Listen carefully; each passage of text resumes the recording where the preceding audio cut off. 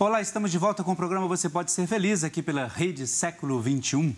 Estamos rezando pela Anair da Silva de Umbaúba, em Sergipe. Aliás, além dela, tantas outras pessoas que apresentam os seus pedidos e as suas intenções de hoje. E claro, a gente reza junto porque quando colocamos diante de Deus as nossas intenções, a gente coloca todas as nossas aflições, as nossas alegrias e a gente reza um pelo outro. Porque assim a gente vive melhor e, claro, começa a compreender melhor qual é o efeito da oração na vida dos nossos irmãos e irmãs. E, claro, além da nossa irmã, Anair da Silva, que pede oração pela paz entre Anair e Maria da Conceição, pede também pela paz e prosperidade de todas as pessoas e pede também que Deus aumente a sua fé. Patrícia Aparecida Barbosa, de Borda da Mata, lá em Minas Gerais, pede oração por ela mesma, por Maria Aparecida Lemes, pede também pelo perdão, para que, de fato, eu entendo aqui que ela perdoe e seja perdoada, por cura e libertação e também pela paz e união da família, por todos também da Rede Século XXI. Marli Gravieck, de Ponta Alta do Norte, lá em Santa Catarina, pede oração por ela mesma, por toda a sua família. Durcilene Santana Brodlese, de Indaiatuba, no interior de São Paulo, pede oração por Claudemir Andréa da Silva, pede também por Josiane Júlia Dulcilene e familiares. Luiz Carlos Tomás, de Campinas, no interior de São Paulo, pede oração para todos, pede por todos os santos, pede por cura e libertação. Maria de Lourdes Voidela, de Califórnia, lá no Paraná, pede oração pela sua situação financeira, pela saúde de Sofia Gabriele, pelas filhas Daniela, Denise, por todos os netos e família. Claro, temos outros pedidos de intenção aqui que a gente, claro, vai fazendo isso ao longo do nosso programa e também vai rezando por todos vocês, porque a gente acredita nesse poder intercessor da nossa oração. É bonito isso, não, Padre Alexander? Quando as pessoas rezam, aliás, colocam seus pedidos de oração por todos eles mesmos, né? Claro. Na sua paróquia tem isso também, certamente, não é? É uma comunhão de oração, de vida, né?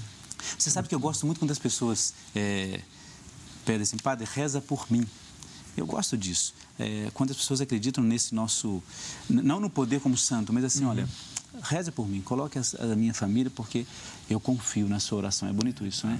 O nosso sacerdócio é isso. É um sacerdócio de intercessores. Exato, também. Exato, claro, por que não?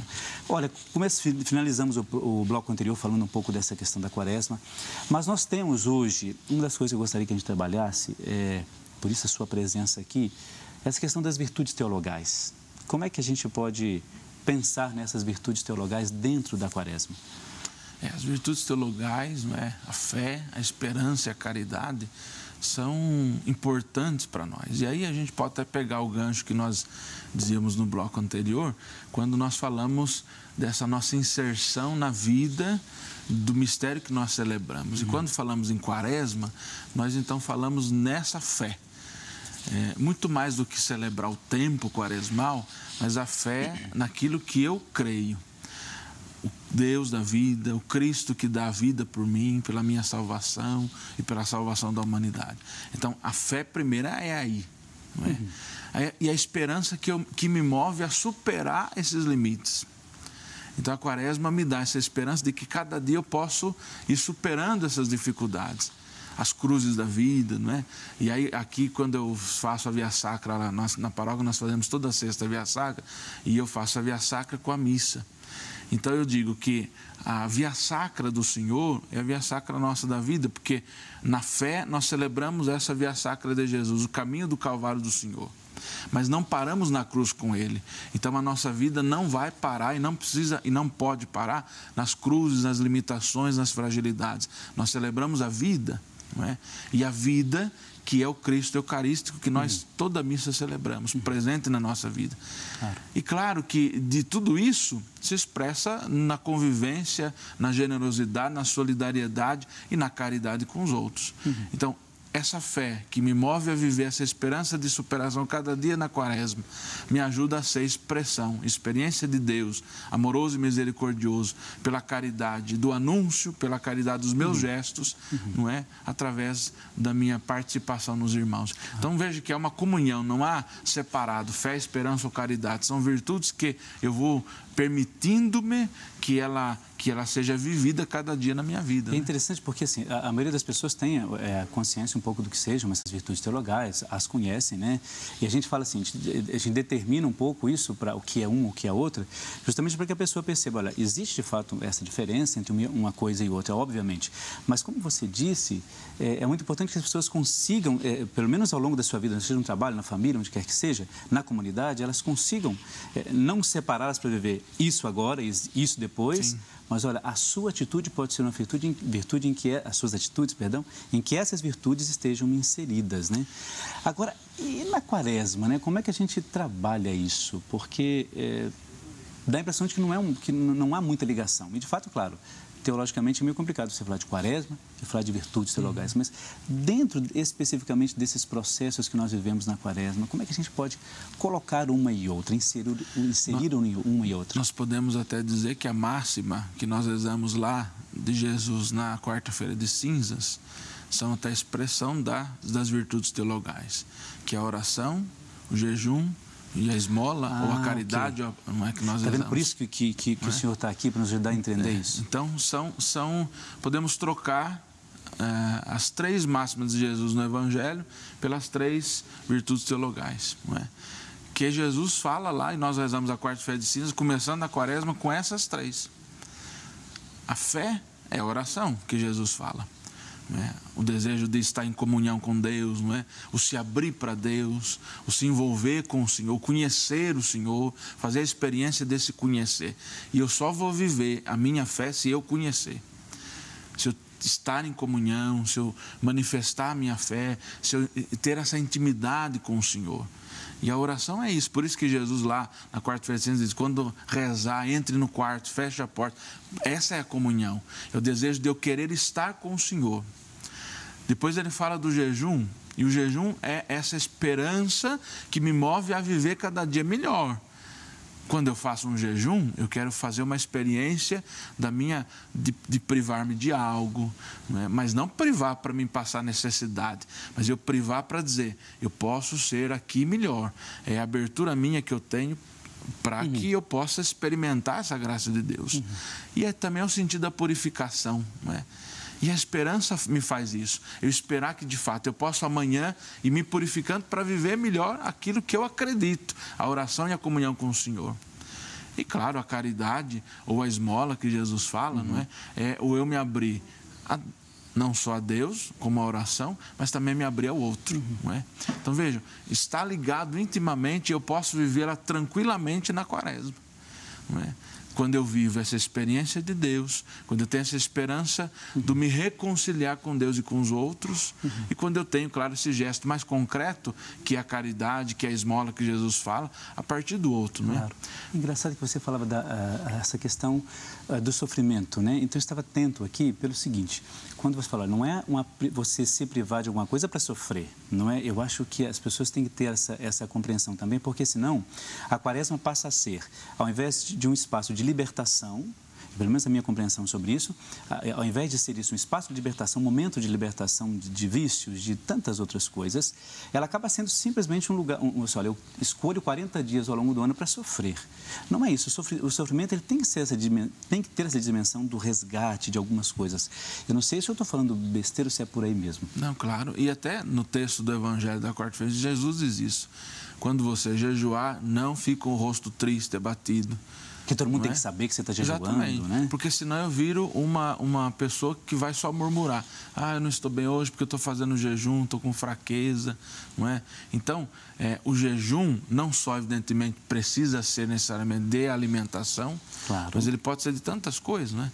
Os textos, a liturgia de hoje, dessa primeira sexta do mês, é tão bonito também, que fala do mal ou da rejeição, não é? A primeira leitura que José é rejeitado. O texto da parábola do Evangelho dos vinhateiros, que o filho é rejeitado quando vai lá retirar os frutos. Então, não é simplesmente só o jejum de alimento que eu preciso fazer, mas um jejum, às vezes, da rejeição, do eu falar mal do outro porque eu rejeito o outro, aí eu vou falar mal do outro para outra pessoa porque eu rejeito, eu não gosto dele, então eu vou aniquilá-lo da minha vida. Então, é um jejum, olha, eu vou fazer um jejum porque eu sou muito faladeiro.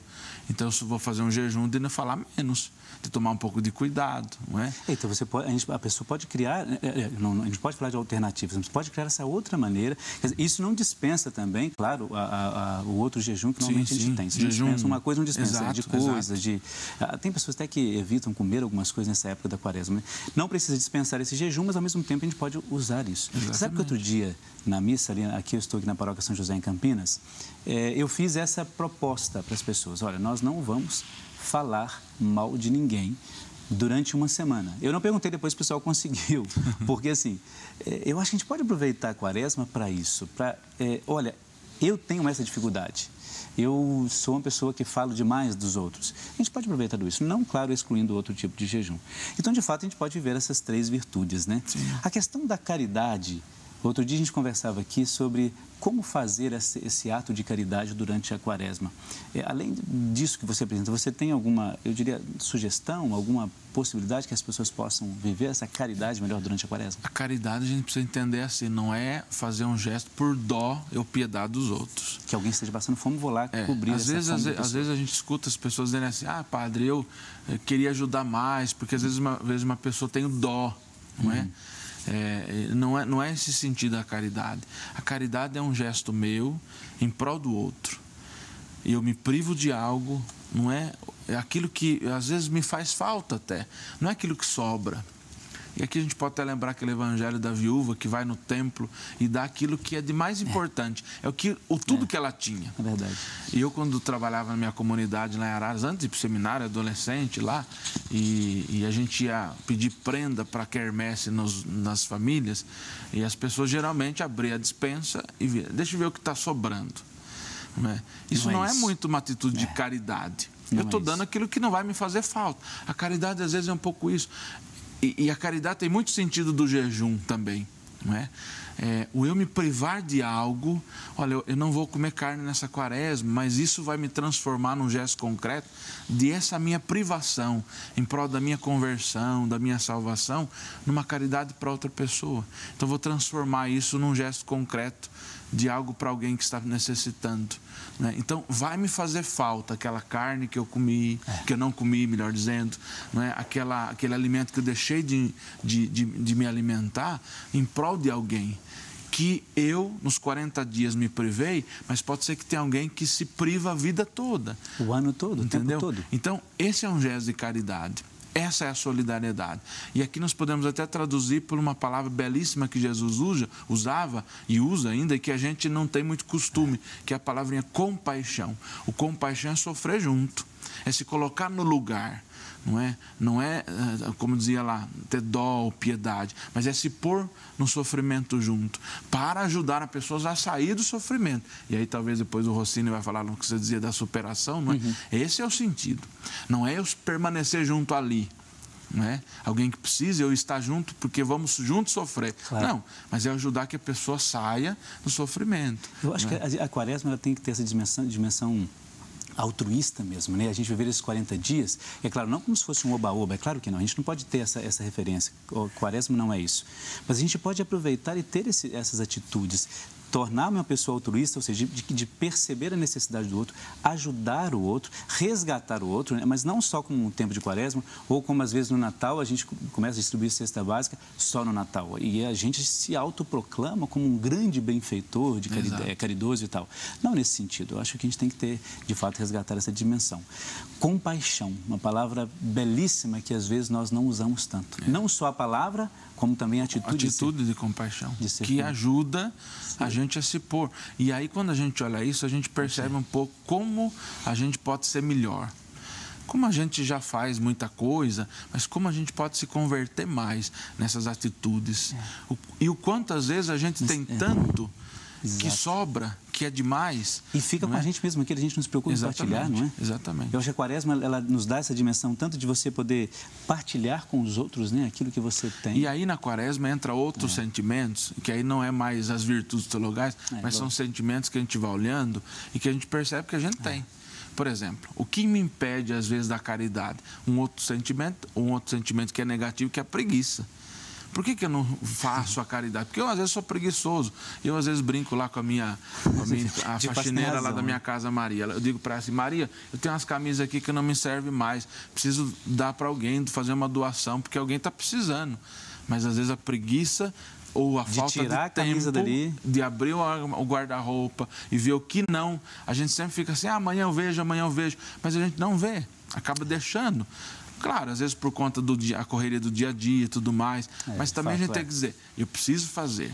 Claro, e a conversão, ela começa com essa atitude. Eu preciso mudar isso, não é? Deus dá a graça, mas eu preciso desejar também, não é? Senão não acontece, né? Senão não acontece. Padre Alexander, estamos terminando, eu queria o bloco, né? E queria agradecer a sua participação, viu? Tenho absoluta certeza que deu para a gente compreender muito bem essa questão das virtudes teologais, apesar de pouco tempo, a gente conseguiu compreender muito bem e como a gente viver de certa maneira, ou na totalidade, né?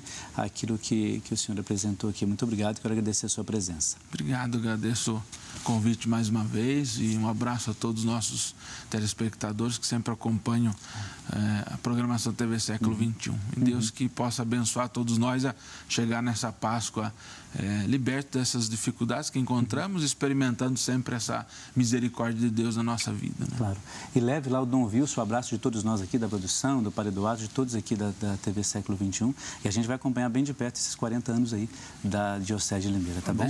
Obrigado. Que Deus te abençoe cada vez mais. Amém. Muito bem, estamos indo para o intervalo, daqui a pouco a gente já volta e quero, claro, a sua participação, como temos várias participações aqui. 0 operadora 19 3871 9620, serfeliz@rs21.com.br, facebook.com/Rede Século XXI. No instante só, daqui a pouco a gente já está de volta. Até lá.